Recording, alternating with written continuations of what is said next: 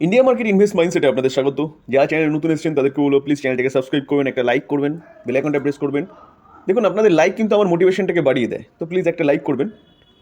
এখন আমরা এই ভিডিওতে এমন একটা সেক্টর নিয়ে আলোচনা করব যেই সেক্টরের মধ্যে কিন্তু 2024-এ ভালো একটা গ্রোথের সম্ভাবনা দেখা যাচ্ছে।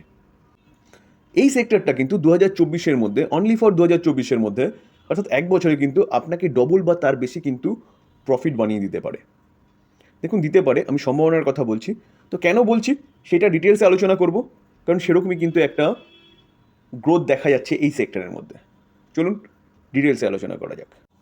দেখুন ট্যাক্স কালেকশন ডেটা যদি আমরা দেখি FY 23-24 9 অক্টোবর 2023 অর্থাৎ 6 মাসে যে ডেটা আমরা পাচ্ছি সেই ডেটা যদি আমরা প্রিভিয়াস ইয়ারের সাথে যদি বা প্রিভিয়াস পিরিয়ডের সাথে যদি আমরা কম্পেয়ার করি তাহলে দেখলে দেখা যাচ্ছে, দেখুন গ্রস যে ডিরেক্ট ট্যাক্স সেটা কত পার্সেন্ট বেড়েছে, কালেকশন হাই হয়েছে বাই 17.95%।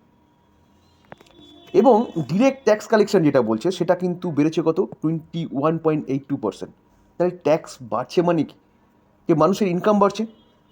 মানুষের ইনকাম বাড়লে স্বাভাবিকভাবে মানুষকে কী করতে হবে, সেই টাকাটাকে স্পেন্ড করতে হবে, খরচা করতে হবে। তো সেই জায়গায় দাঁড়িয়ে কিন্তু মানুষের ইনকাম বাড়ছে, ইনকাম বাড়ার সাথে সাথে কিন্তু মানুষের স্বপ্নের বা চাহিদার সংখ্যাও বাড়ছে। তো এই সেক্টরের কিন্তু যেই সেক্টর নিয়ে আমি আলোচনা করতে চলেছি সেই সেক্টরের কিন্তু আপসাইড মুভমেন্ট 2024-এ কিন্তু ব্যাপক একটা কিন্তু বাড়ার সম্ভাবনা রয়েছে।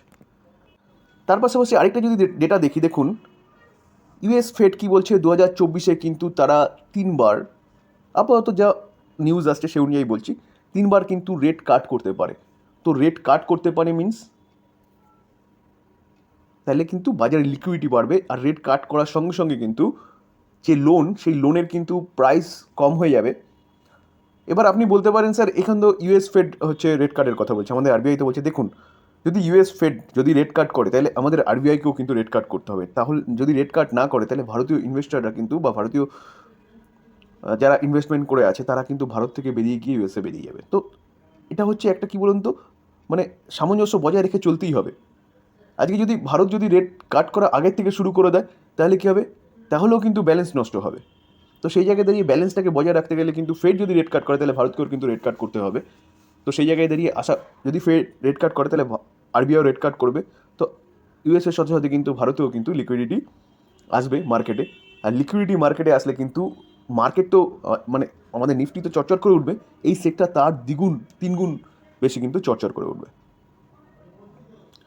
তার পাশাপাশি কী বলছিলাম, যে রেট কাট যদি হয় তাহলে কিন্তু লোন সস্তা হবে, আর লোন সস্তা হলে কিন্তু এই কোম্পানিগুলোর বিজনেস আরও চরচর করে বাড়বে। দেখুন এই ডেটা দেখলে দেখা যাবে, দেখুন ইন্ডিয়া জাম 18টা হচ্ছে পায়দান চড়ে কিন্তু এখন 14 পজিশনে চলে এসছে। মানে 14+18 যদি আপনি করেন তাহলে কত ছিল, 32 নম্বর পজিশনে কিন্তু ছিল গ্লোবালি।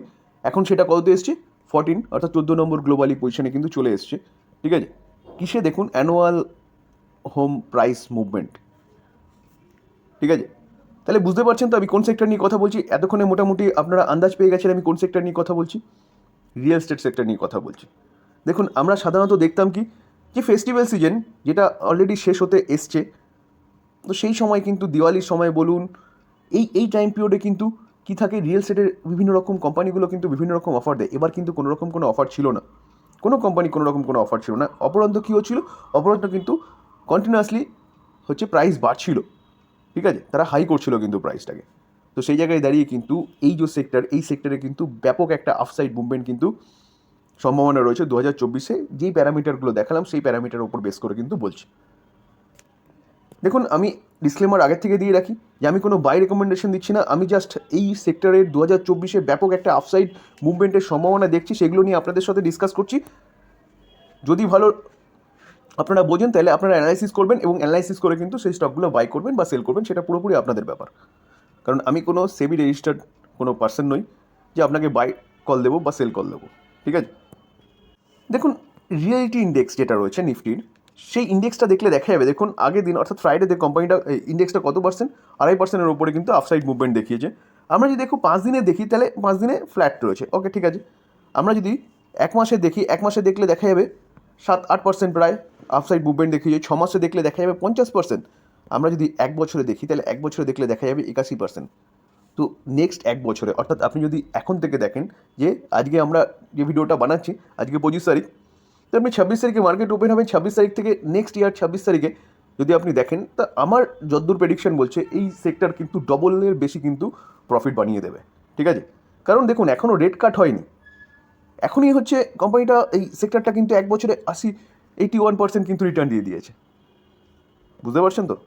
আমরা যদি 5 বছর রিটার্ন দেখি, দেখুন 5 বছরে কোম্পানি এই সেক্টরটা, এই ইন্ডেক্সটা কিন্তু 227% রিটার্ন বানিয়ে দিয়েছে। আমরা যদি ম্যাক্সিমাম চার্ট প্যাটার্ন দেখি, দেখুন ম্যাক্সিমাম চার্ট প্যাটার্ন দেখলে দেখা যাবে অনলি ফর 66% কিন্তু এই ইন্ডেক্সটা রিটার্ন দিয়েছে। কবের থেকে? মোটামুটি 2010 থেকে দিয়েছে। আপনারা যদি চার্ট দেখেন তাহলে দেখতে পারবেন, দেখুন কোনো দম ছিল না এতটুকু টাইম পিরিয়ডে। এখন কেন দৌড়চ্ছে? কারণটা আমি বললাম, 2024 কিন্তু আরও দৌড়বে। তো সেই জায়গায় দাঁড়িয়ে কিন্তু এই সেক্টরের যেসব কোম্পানিগুলো ভালো ভালো কোম্পানি আছে, সেগুলো কিন্তু আপনারা আপনাদের রাডারে রাখতে পারেন। এই সেক্টরে যদি ভালো কোম্পানি বলেন তাহলে গোদরেজ প্রপার্টি। দেখুন কোয়ালিটি মেনটেন করবেন, যদি ভালো কোম্পানিতে যান তাহলে রিস্ক কম থাকবে এবং আরও পোটেনশিয়ালের কিন্তু সম্ভাবনা থাকে। ঠিক আছে, দেখুন আমরা যদি 6 মাসে রিটার্ন দেখি, কোম্পানিটা 6 মাসে কীরকম রিটার্ন দিয়েছে, 27% রিটার্ন দিয়েছে। ওকে, আমরা যদি কোম্পানিটার 1 বছর রিটার্ন দেখি, 1 বছর রিটার্ন দেখলে দেখা যাবে 62% রিটার্ন দিয়েছে। আমরা যদি কোম্পানিটার 5 বছর রিটার্ন দেখি, দেখুন 5 বছর রিটার্ন দেখলে দেখা যাবে 193% রিটার্ন দিয়েছে। আমরা যদি কোম্পানিটার ম্যাক্সিমাম চার্ট প্যাটার্ন দেখি, তাহলে ম্যাক্সিমাম চার্ট প্যাটার্ন দেখলে দেখা যাবে কোম্পানিটা কিন্তু 715% রিটার্ন দিয়েছে। ঠিক আছে, তো এখন কিন্তু এই কোম্পানিটা পিক করার সঠিক সময়, কারণ এই সেক্টরে কিন্তু একটা ভালো মুভমেন্ট কিন্তু সম্ভাবনা রয়েছে। দেখুন ওবরয় রিয়েলিটি, এই কোম্পানিটাও কিন্তু ব্যাপক একটা আপসাইড মুভমেন্টের কথা চিন্তাভাবনা করতে পারেন। দেখুন আমরা যদি দেখি এই কোম্পানিটা 1 মাসে ফ্ল্যাট রিটার্ন দিয়েছে। ঠিক আছে, আমরা যদি 6 মাসে দেখি, দেখুন 6 মাসে দেখলে দেখা যাবে কোম্পানিটা কিন্তু 42% রিটার্ন দিয়েছে। আমরা যদি 1 বছরের চার্ট দেখি, 1 বছরের চার্ট দেখলে দেখা যাবে কোম্পানিটা কিন্তু 68% রিটার্ন দিয়েছে। আমরা যদি 5 বছরের চার্ট দেখি, 5 বছরের চার্ট দেখলে দেখা যাবে কোম্পানিটা কিন্তু 211% রিটার্ন দিয়েছে। ঠিক আছে, আমরা যদি ম্যাক্সিমাম চার্ট প্যাটার্ন দেখি, দেখুন ম্যাক্সিমাম চার্ট প্যাটার্ন দেখলে দেখা যাবে কোম্পানিটা 376% রিটার্ন দিয়েছে। তো সেই জায়গায় দাঁড়িয়ে কিন্তু এই কোম্পানিটাও কিন্তু আগে তেমন কোনো দম ছিল না, কোম্পানিটা কিন্তু লিটারালি এই জায়গা থেকে দমটা চালু করেছে 2020 থেকে। ঠিক আছে, তো সেই জায়গায় দাঁড়িয়ে এই কোম্পানিটাও কিন্তু চিন্তাভাবনা করতে পারেন, কারণ ফান্ডামেন্টালি স্ট্রং কোম্পানি, ভালো কোম্পানি রিয়েল এস্টেট সেগমেন্টে। রিয়েল এস্টেট সেক্টরে যদি 3rd নম্বর কোম্পানির কথা বলি, তাহলে হচ্ছে মাইক্রোটেক ডেভেলপার, যে লোধা বিল্ডার্স যেটা বলছে। সেই এই কোম্পানিটা দেখুন আগের দিনে 1%-এর ওপরে কিন্তু রিটার্ন দিয়েছে। আমরা যদি 6 মাসে রিটার্ন দেখি, দেখলে দেখা যাবে কোম্পানিটা কিন্তু 45% রিটার্ন দিয়েছে। আমরা যদি 1 বছর রিটার্ন দেখি, 1 বছর রিটার্ন দেখলে দেখা যাবে কোম্পানিটা 82% রিটার্ন দিয়েছে। আমরা যদি কোম্পানিটার 5 বছর রিটার্ন দেখি, দেখুন 5 বছর রিটার্ন দেখলে দেখা যাবে কোম্পানিটা কিন্তু 252% রিটার্ন দিয়েছে। কোম্পানিটা 5 বছর কোম্পানি কমপ্লিট করেনি, কোম্পানিটা 2021 থেকে মার্কেটে আছে। তো 2021 থেকে কোম্পানিটা 2023 জাস্ট শেষ হচ্ছে। তো সেই জায়গায় দাঁড়িয়ে 252% রিটার্ন দিয়েছে। ঠিক আছে, তো এই কোম্পানিও কিন্তু আপনারা চিন্তাভাবনা করতে পারেন, কোম্পানিটাও ফান্ডামেন্টালি স্ট্রং কোম্পানি।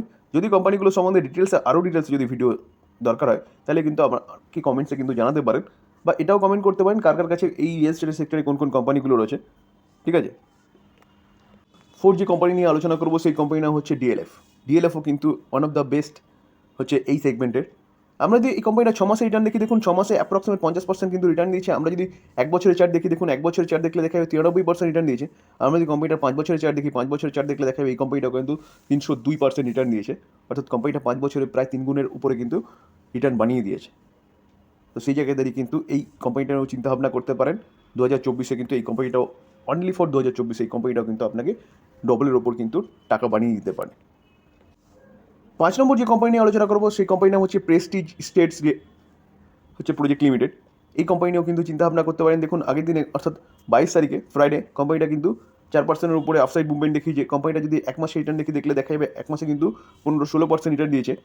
আমরা যদি 6 মাসের রিটার্ন দেখি, দেখুন 6 মাসে 91% রিটার্ন দিয়েছে। আমরা যদি কোম্পানিটার 1 বছর রিটার্ন দেখি, তাহলে 142% রিটার্ন দিয়েছে। আমরা যদি কোম্পানিটার 5 বছর রিটার্ন দেখি, 5 বছরে 417% রিটার্ন দিয়েছে। ঠিক আছে, আমরা যদি কোম্পানিটার ম্যাক্সিমাম রিটার্ন দেখি, তাহলে ম্যাক্সিমাম রিটার্ন দেখলে দেখা যাবে 456% কিন্তু রিটার্ন দিয়েছে। তাহলে আমরা এই কোম্পানিটার চার্ট দেখলেও দেখা যাবে কোম্পানিটার আগে বিজনেসের তেমন কোনো দম ছিল না, স্যার সেক্টরেই দম ছিল না, তো বিজনেসে কী করে দম থাকবে। তো এখন কিন্তু দেখুন আগে সেক্টরে দম ছিল না, আরও কী করে বুঝবেন, কারণ সেই সময় অনেক ডিসকাউন্ট অনেক কিছু ব্যাপার ছিল। এখন কেন দম এসছে, এখন কোম্পানিটা কোনো রকম কোনো ডিসকাউন্ট ফেস্টিভ্যাল, এত বড় ফেস্টিভ্যাল সিজন চলে গেল, সেখানে কোনো ডিসকাউন্টই দেয়নি। তো সেই জায়গায় দাঁড়িয়ে কিন্তু এই কোম্পানি নিয়েও কিন্তু আপনারা চিন্তাভাবনা করতে পারেন। ঠিক আছে, দেখুন আমি 5টা যে কোম্পানি বললাম সেই 5টা কোম্পানি কিন্তু ফান্ডামেন্টালি স্ট্রং কোম্পানি। আপনারা কিন্তু অনলি ফর 2024-এর জন্য কিন্তু এই কোম্পানি নিয়ে ভাবতে পারেন, যেখানে কিন্তু অটোমেটিক্যালি কিন্তু এই সেক্টরে ব্যাপক একটা গ্রোথের সম্ভাবনা দেখা যাচ্ছে। আপনাদের কিন্তু টাকাটা কয়েক গুণ কিন্তু এই সেক্টর বানিয়ে দেবে। এই ছিল আজকের আলোচনা। যদি আলোচনাটা ভালো লাগে তাহলে প্লিজ যারা চ্যানেল নতুন এসেছেন তাদেরকে বলবো চ্যানেলটা সাবস্ক্রাইব করবেন, একটা লাইক তো অবশ্যই করবেন, লাইক করলে বুঝতে পারি যে আমার কন্টেন্টগুলো আপনাদের ভালো লাগে, শেয়ার করবেন, বেল আইকনটা প্রেস করবেন। থ্যাংক ইউ, ভালো থাকবেন।